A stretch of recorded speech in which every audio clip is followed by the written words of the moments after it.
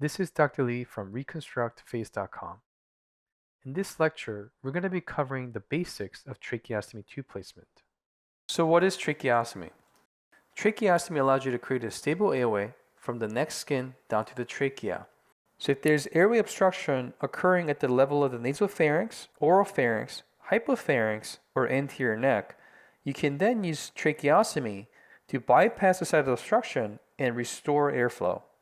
We'll first examine the benefits of tracheostomy tube placement.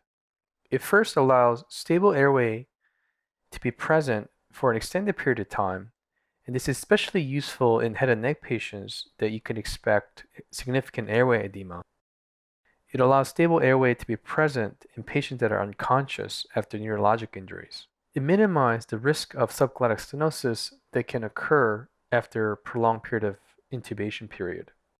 Tracheostomy also allows decreased work of breathing, as the circuit length has decreased when compared to the endotracheal tube. It allows weaning from the mechanical ventilator much easier. With the tracheostomy, you also don't need as much sedation. So this allows a patient to be fully awake and allows them to also communicate by phonating or by writing down, and allow the patient to communicate with the clinical staff. Similarly, it also allows the patient who has trach to be transferred out of the ICU, as patient no longer needs to be sedated heavily to keep the endotracheal tube comfortably in the patient. So what are the indications for tracheostomy? It could be acute respiratory failure that will require prolonged mechanical ventilation support. Similarly, it could be a neurologic injuries that you'd expect prolonged mechanical support for ventilation, or patient needs immediate airway protection as patient is completely unconscious. So in general, in situations where you have a prolonged mechanical ventilation, which is typically achieved with a endotracheal tube placement, you run into the risk of several issues, such as subglottic stenosis being formed, as well as ventilator-associated pneumonia. So there is a controversy when it comes to how long you should wait after intubation to consider trach placement. The early tracheostomy tube placement group is considered 1 to 7 days, whereas late generally is closer to 14 days of intubation. What studies have found is that in the early tracheostomy group, there's a increased adverse events related to the trach, and there's no significant difference in ventilator-associated pneumonia, nor 28-day survival rate. In general, I would recommend considering 14 days as a cutoff for intubation period before you consider trach placement. What are the components of tracheostomy? We'll go over each components of the tracheostomy tube so that you'll know what they're designed for. Here you see the obturator, followed by the inner cannula. And you can see the outer cannula, which has a cuff where the air can be inflated through the pilot balloon. Pilot balloon allows you to assess the amount of air that was been inflated into the cuff to avoid overinflation. When you squeeze on the pilot balloon, there should be a little bit of give and there shouldn't be any air leak. When there's overinflation, you will not be able to squish down on the pilot balloon, and that may signify that may be overinflated cuff present. Obturator comes with almost nearly every type of trach set. It is designed to help you with the trach placement. Obturator prevents soft tissue from getting caught inside the outer cannula during placement. Once the outer cannula is in, you want to remove the obturator to allow for the patient to start breathing through the outer cannula. The next step is to put the inner cannula in, as it acts as a very important safety feature. With the inner cannula in place, patient can now start breathing through the tracheostomy tube. However, it's common for a crust to form inside the inner cannula, as the mucus can get trapped inside the inner lumen. When that happens, patient will no longer be able to breathe. By removing the inner cannula, the outer cannula becomes open and patient can start breathing again without removal of the entire tracheostomy tube. Inner cannula is present in most adult trachs, while pediatric trachs will not have an inner cannula. So it's very important to do frequent suctioning or place stay sutures in pediatric trachs so that if you really do have to remove the entire trach, you'll have easier time replacing that trach back in. We'll discuss what these numbers and letters signify.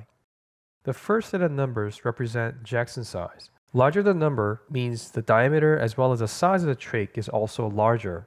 Commonly, 4, 6, and 8 is a commonly used adult trach size. Next, CN versus UN means cuffed versus uncuffed tube. Next is ISO size, which means inner diameter of the outer cannula. So 75 means 7.5 millimeters. Lastly, H stands for disposable inner cannula, while R stands for reusable inner cannula. Lastly, the color code that's shown on the flange should match the replacement inner cannula that you see on this outside packaging. Next, we'll discuss different types of trachs and their clinical indications. It's important to know what type of trach to use for which particular type of patients. You can have cuffed versus uncuffed. Cuff means that there's a balloon that can be inflated using a syringe through this end. This allows positive ventilation as this balloon will inflate against the tracheal wall. So the cuff trach is needed if a patient requires positive ventilation support. Overinflating the cuff can lead to tracheostenosis from cartilage necrosis. To assess if you have adequate amount of air in place, you can push on the pilot balloon to see if there's a slight give to it while there's no significant air leak occurring. It's also important to test the cuff to make sure it's not leaking and is able to hold air before trach placement. Another thing to note is that aspiration can still happen with cuff inflated, so overinflating the cuff to minimize aspiration is not going to be effective and actually can be dangerous as it can lead to tracheal necrosis. Uncuffed trach has no cuff or balloon, as you can see in this picture. So it's used for patients who can breathe on their own without ventilator support. It is not designed for a patient that requires positive ventilation support. Due to the lack of the cuff, it will result in significant air leak and make positive ventilation support ineffective. In obese neck or large neck patients, you have the issue of having excess soft tissue from the skin down to the trachea opening. In that case, Proximal XLT is a preferred trach type to use. In situations where the tracheal obstruction is occurring from the trachea opening down to carina, such as in tracheomalacia or tracheostenosis, in that situation, Distal XLT is a preferred trach type to use. Fenestrated versus non-fenestrated trachs. Fenestrated trach means that there's a hole. The point of this is that when you are attempting to talk, it actually allows air to come directly through the hole and out the oral cavity. Contrastingly, a non-fenestrated trach will not allow the air to be pushed up directly through the tracheostomy tube and into the oral cavity. Instead, due to the lack of fenestration, the air still needs to be diverted around the tracheostomy tube to enter the mouth. So for phonation, the fenestrated trach does provide additional advantage of making the phonation or talking much easier. A lot of the ENTs will generally not use fenestrated tube because what can happen is that this edge along the fenestration can rub against the tracheal mucosa and can lead to granulation, which can then result in airway obstruction. Non-fenestrated trachs means that the air needs to go around the tube to enter the oral cavity or pharynx, but the benefit is that there's less risk of granulation formation. Laryngectomy tube, a lot of people will just commonly refer to this rigid laryngectomy tube while calling this a soft laryngectomy tube. The laryngectomy patients have trach stoma that will sit at a different angle. So this usually has a much more acute angle than a regular trach. Regular trach will not fit very well on stoma of a laryngectomy patient due to the fact that larynx has been pulled directly up to the skin. So if you have a patient with laryngectomy, in general, you do not need any trach tube in there. However, if you have a laryngectomy patient with a stoma that is getting smaller, so there's a concern of significant narrowing in the future, in that case, it might be beneficial to consider a soft laryngectomy tube such as this to stent the stoma open. And soft laryngectomy tube is typically much more comfortable. Next, we'll discuss tracheostomy tube sizing. So in pediatric population, it's important to know what size you're going to be placing because individuals with same age may have dramatic difference in their actual airway size. Important to size these pediatric trachs appropriately so that it's sitting in the airway properly. Now, it's actually even more important because a lot of the trachs for pediatric population will not have an inner cannula. So can be a big problem because if the trach gets clogged, the entire trach may need to be removed if you cannot clear it by suctioning. So in a lot of cases, you can place stay sutures where these sutures sit off to the side of tracheostomy entrance so that if you do need to put the trach back in, you can then pull on the stay sutures to bring the trach up to the skin and then put a tracheostomy tube back into the airway. In kids presenting with severe tracheomalacia that requires tracheostomy, the distal tip of the trach must bypass the site of the obstruction for the trach to work effectively. In adults with a normal body habitus, so non-obese patients with normal neck, you will generally be using regular size 4, 6, or 8. A size 8 would be appropriate for a very tall individual. Now, if you're not really sure, you can generally use size 6 for both male or female. For individuals that are very small, you may want to consider using like a size 4, but it's important to make sure that the size 4 is not too short because you may run into the risk of the distal tip of the trach falling out and false tracking. Now, it's very important to not use regular trach for a patient with very large obese neck, as regular trach is not designed for that, so that it makes it very easy for the trach tube to slide out and result in a very dangerous false tract from forming. Proximal XLT increases length from the skin to the trachea. And it's designed for patients with very large neck, or maybe a patient had a pectoralis muscle flap with a significant muscle bulk that transverse close to the clavicle. They come in sizes of proximal XLT 60, 70, and 80. 80 being larger than 70 and 70 being larger than 60.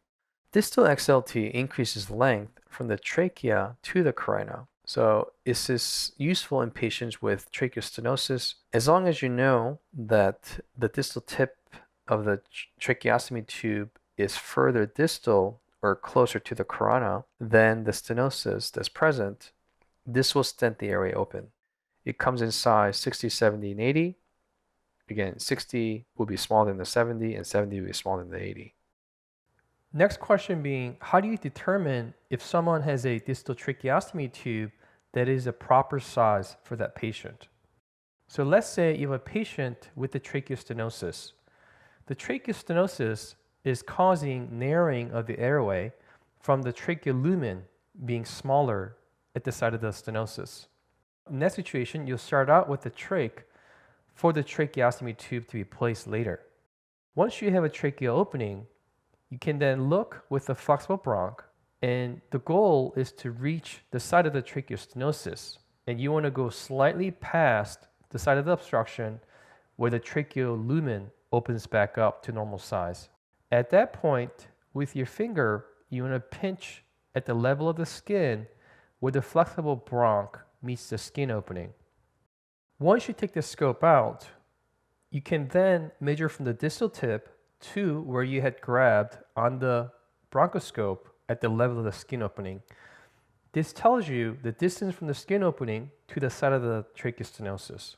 Next, you'll look at the packaging for the Distal XLT trachs and look at the length to ensure that the length of the trach is transversing and going past the site of the obstruction. So in this case, the length is 10.5 centimeters, and this should be long enough to bypass the site of the obstruction. Once you know the right size to use, you can use the properly sized Distal XLT and place it into the airway, and then use your flexible bronchoscope again to ensure that the distal tip of the tracheostomy tube is bypassing the site of the stenosis. Next, we'll discuss phonation with tracheostomy in place, as well as the capping process. When you have a cuff trach and you inhale and then exhale, majority of the air will come out through the trach and not enter the oral cavity. Thus, you will not be able to phonate very well with the cuff inflated. Now, when you have a cuff down or in a cuffless trach, when you inhale and exhale, some of the air will come out through the tracheal opening, while some of the air will be pushed around the trach tube and enter the oral cavity and come out of the mouth if patient is talking or phonating. There's a device called Passy valve, which is an attachment you can place on the trach. Passy is a one-way valve that allows you to inhale, but when you exhale, it prevents the air from coming out through the tracheal opening, and instead it diverts the air around the trach tube into the oral cavity and come out of the mouth when patient is talking or phonating. So this is a device that helps patients phonate while the trach is still in place. Contrastingly, a red cap is a device you can put on the trach, and this prevents the patient from inhaling or exhaling through the tracheostomy tube. And instead, patient is using their normal airway to breathe around the trach tube. It's commonly used to see if a patient is a candidate for decannulation or removal of the trach. Thus, red cap only should be used on patient who no longer needs the tracheostomy tube to maintain stable airway, and is generally done by downsizing the tracheostomy tube to make the trach diameter smaller so that patient can breathe easily around the trach tube. Once patient is able to tolerate capping for 24 hours or more continuously, patient may then be assessed to be safe for decannulation. This concludes part 1 of the basic tracheostomy talk. In the next portion, we'll be discussing decannulation protocol in greater detail, as well as common tracheostomy related complications that you should be aware of. Thank you for watching, and I look forward to seeing you in the next lecture.